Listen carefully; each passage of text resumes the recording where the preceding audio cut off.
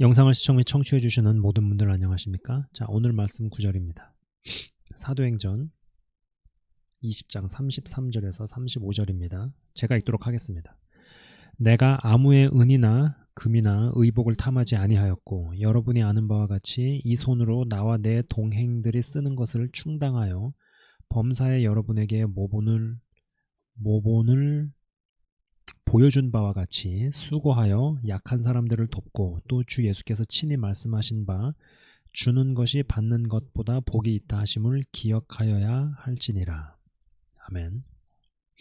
자, 여러분, 저는 이 시리즈에서 이 공동체에 관한 이야기를 계속하고 있습니다. 그러죠? 공동체. 근데 훨씬 더 깊은 의미에서 카메라가 초점을 지금 못 잡고 있네요. 시간이 지나면 잡을 겁니다. 공동체. 훨씬 더 어떤 깊은 의미에서 지금 막 파고 들어가고 있죠.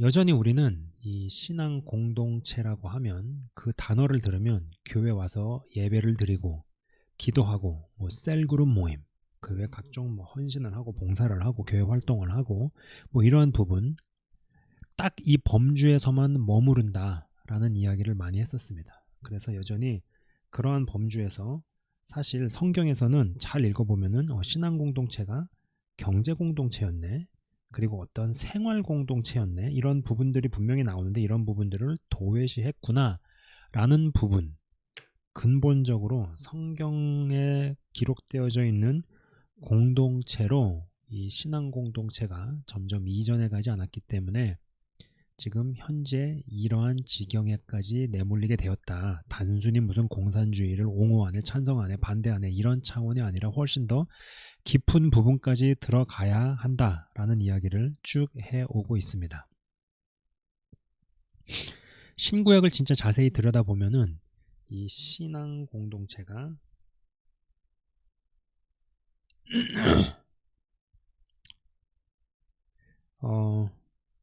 인간 삶과 생활 전반에 들어가 있고요. 생활 전반에 들어가 있고 연결되어 있음을 알 수 있다고 이야기를 했습니다. 왜? 그러니까는 우리 공동체도요. 그러니까 제 방송이요. 제 실시간 기도에 꾸준히 참석하시고 하시는 분들은 다 아시겠지만은 그분들 이제 제가 이 신앙 공동체, 그 다음에 사역 공동체, 그 다음에 경제 공동체, 이 세 가지 축들이 교집합으로 만나는 구조를 표방한다라는 이야기를 계속해 오곤 했습니다. 그것이 그래도 기록된 말씀에 근접해가는 것이라고 확신을 합니다. 본문 구절에요. 이 손으로 나와 내 동행들이 쓰는 것을 충당하여 라는 대목이 있습니다. 초록색으로 제가 표시를 했죠. 나와 내 동행들이 쓰는 것을 충당하여. 아시는 것처럼요, 이 사도 바울은 사역과 말씀 전파로 성도들에게 헌금을 받기도 했고, 그죠? 헌금을 받기도 했고, 동시에 자신의 전문 기술, 텐트 메이커로 돈을 벌기도 했습니다.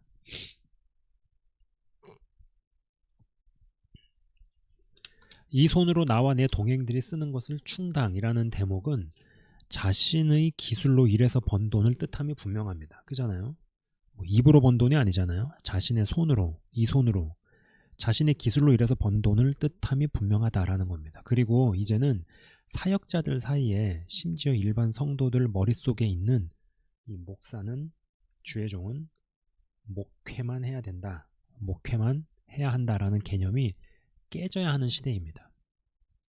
여러분이 인간이라는 구조를 알아야 돼요. 인간에 대한 어떤 고찰을 해보면은 이 구조상 이 내면 속에는요, 어떤 모순의 구조가 양립한다, 같이 대립하는 구조로 돌아간다라는 겁니다. 성경적이죠. 대표적으로 로마서 읽어보면 나오지 않습니까? 죄와 사망의 법이 있고 생명의 성령의 법이 있고, 그죠?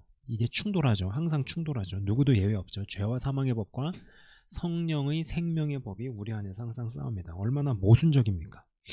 영적인 욕구와 육적인 욕구가 대립을 합니다. 뭐 영적인 욕구만 무조건 선하고 육적인 욕구가 뭐 무조건 나쁘고 뭐 이렇게 이야기할 수 있습니까? 이게 흑과 백으로 나누듯이 무슨 칼로 물 베듯이 나누어집니까? 그렇지 않잖아요. 근데 그게 양립이 되고 모순적인 것들이 있죠. 자, 여러분, 이 사역자는요, 먹고 살기 위해 사역을 하면서도 동시에 사역을 하기 위해 먹고 살아야 합니다.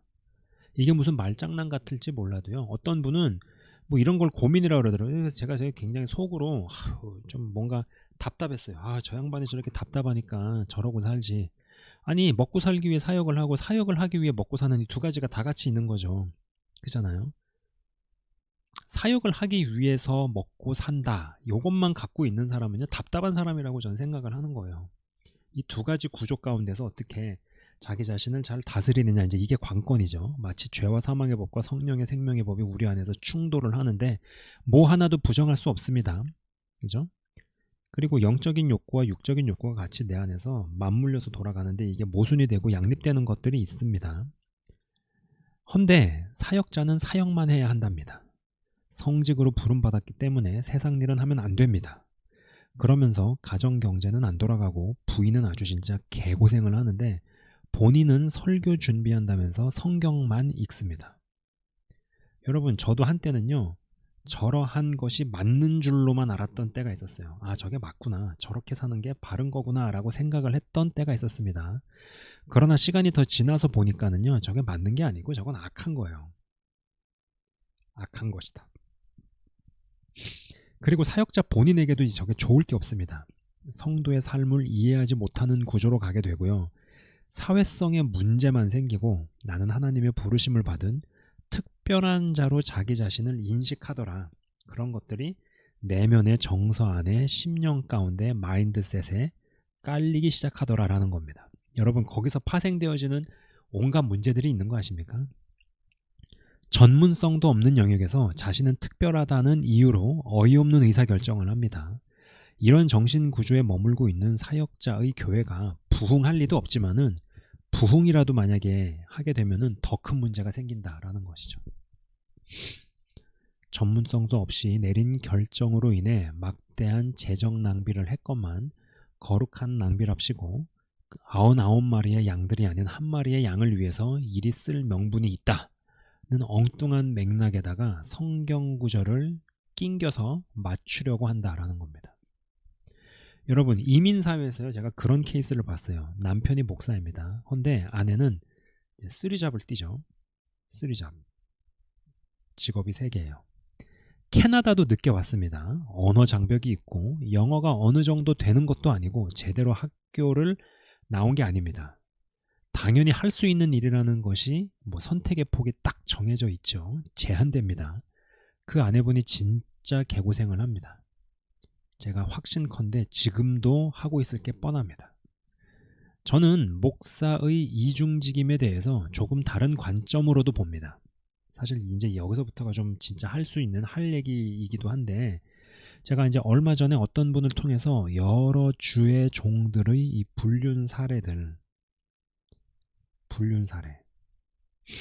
어떤 분은 이제 되게 많이 이슈화가 돼가지고 많은 사람들이 알게 된 경우도 있는데, 어떤 사람들은 내막을 잘 모르는데 어느 날 멀쩡히 사역을 하던 분이 대중 공개석상에서 사라지고 뭐 선교사로 간다든지 어디 어떤 뒷방으로 사라진다든지 이러한 부분에 대한 이야기들을 좀 들은 거죠. 왜 저들이 불륜으로 떨어지는가?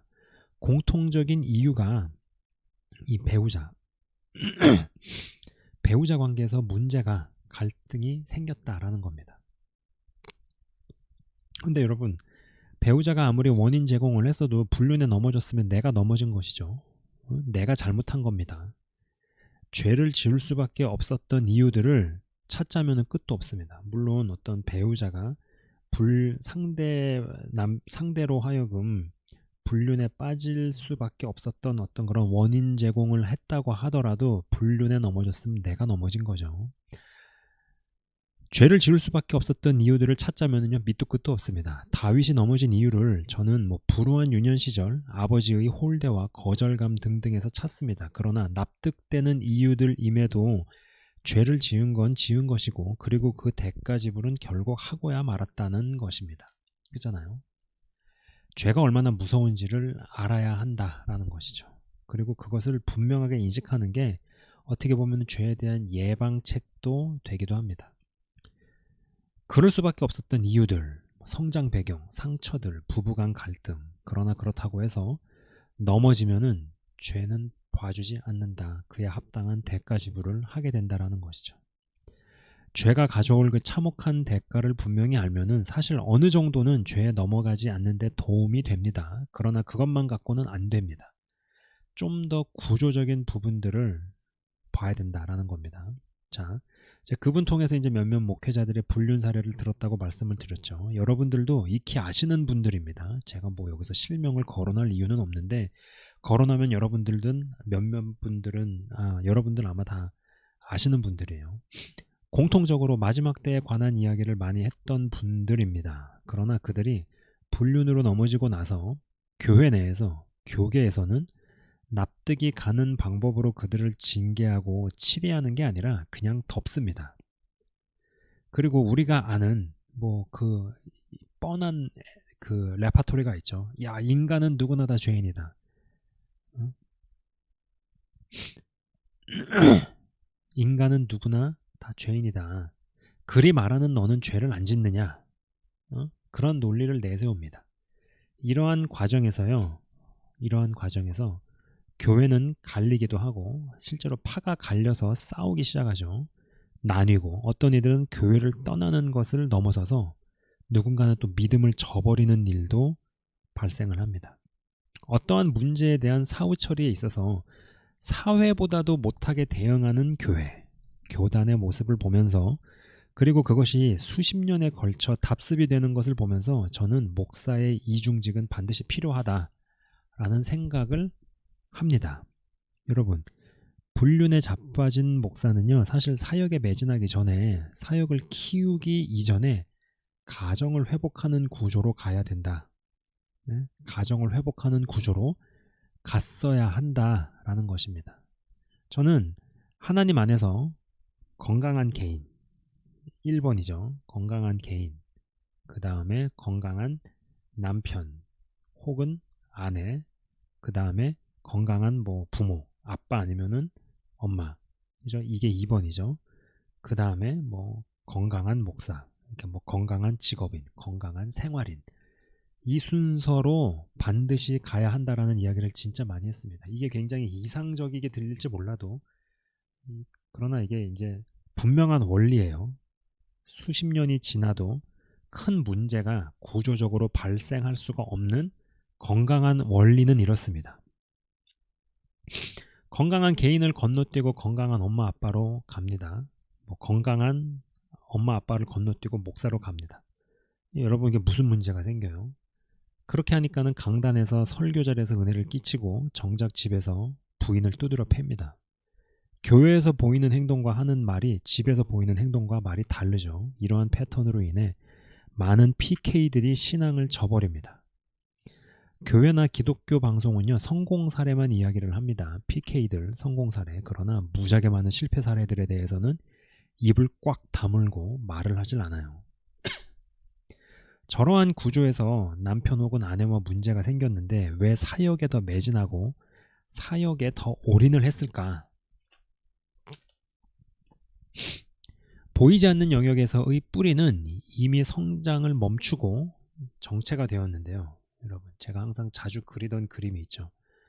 여기는 줄기고 여기는 뿌리입니다. 땅속이에요. 땅. 여기는 땅속. 여기는 땅 위고. 보이는 영역에서의 줄기가 막 자라요. 쭉쭉쭉쭉쭉 자랍니다. 뭐 사역도 이제 다양한 사역을 펼치고 그만큼 부흥도 되고 또 사역의 열매들도 맺히고 사역적 열매들이 자라납니다. 그러다가 한결같이 줄기가 부러집니다. 당연하죠. 왜냐하면 땅속에서는 뿌리가 어느 시점부터 멈춰버렸거든요. 성장을.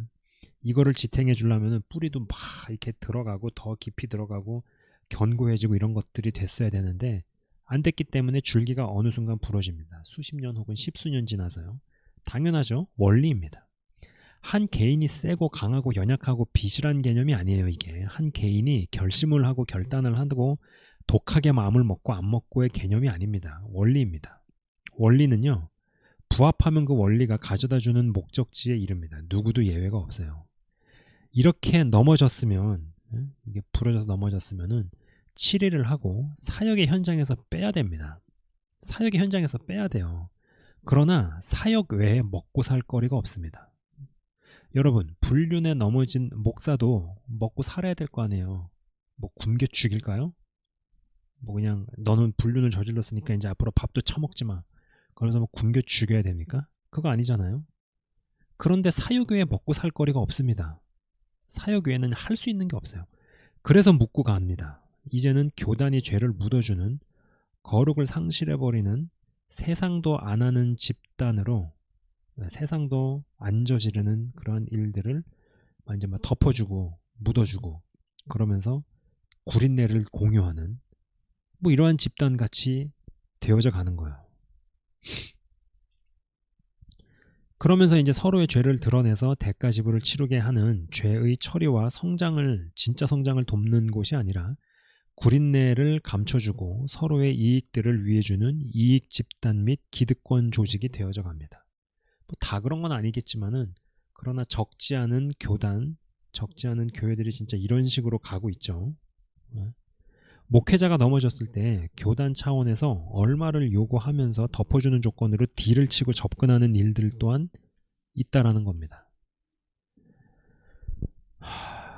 여러분, 저는 이런 이유에서라도 목회자, 물론 목사람이 넘어질 거를 기대해서 언젠간 넘어질 수도 있으니까는 다른 일을 해야 된다. 그래서 사역 현장에서 빼더라도 그 일을 통해서 먹고 살아라.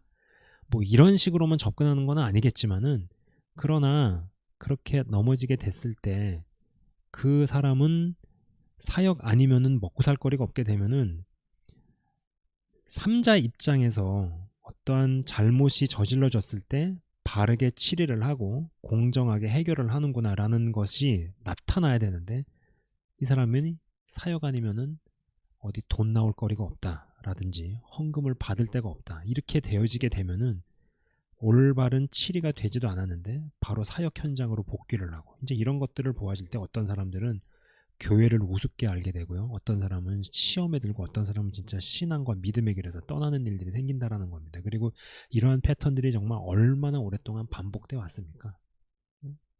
그러면서 너는 죄 안 짓냐, 너는 그렇게 깨끗하냐, 거룩하냐, 그러면서 하나님의 사랑 운운하면서 공의와 정의가 바로잡히거나 치리가 되어지거나 질서가 확립되어지는 일들은 도외시하고, 그리고 이런 패턴 가운데 어느새 교회와 교단이 죄를 덮어주고 옹호해주고 구린내를 나눠 갖는 희한한 기득권 집단같이 되어져 간다는 것이죠. 저는 부부관계에 문제가 생기면, 또 문제가 생겼으면은요, 사역자가 사역을 뭐 안 할 수는 없겠죠. 그것을 하라고 뭐 부름을 받았으니까. 그리고 자기도 뭐 결혼을 해가지고 살다가 배우자랑 뭐 이렇게 될지 뭐 알았겠어요? 여러분, 결혼이라는 게 얼마나 많은 변수들이 어디서 튀어나오고 등장을 할지 아는 사람이 누가 있습니까? 좋았던 관계가 어떻게 해가지고 점점 멀어질지, 또 그러다가 또 어떻게 좋아질지, 이건 누구도 알 수 없는 일이죠. 그래서 그러한 가운데서 뭐 사역자가 사역을 안 할 수는 없을 거예요. 그러나 적어도 사역을 키울 생각을 해서는 안 된다고 생각을 합니다. 그러나 또 사역을 안 키우면 사역을 통한 수입이 줄어들죠. 아무래도 그렇겠죠. 그러면은 사역 외에 다른 방법을 찾아야 한다고 생각을 합니다. 여러분, 하나님께서 부부 관계를 회복시키실 수도 있고 회복이 안 된 상태에서 살아가야만 할 수도 있겠으나, 한 가지 분명한 것은 부부 관계는 이 보이지 않는 뿌리에 해당한다. 보이지 않는 뿌리가 정체되고 성장이 멎은 상태에서 사역적으로 커지고 열매들이 가득하게 되는 것은 결국 반드시 줄기가 부러지는 일이 수년 뒤에 혹은 십수년 뒤에 벌어지기 때문입니다. 십수년 뒤에 벌어진다라는 거예요.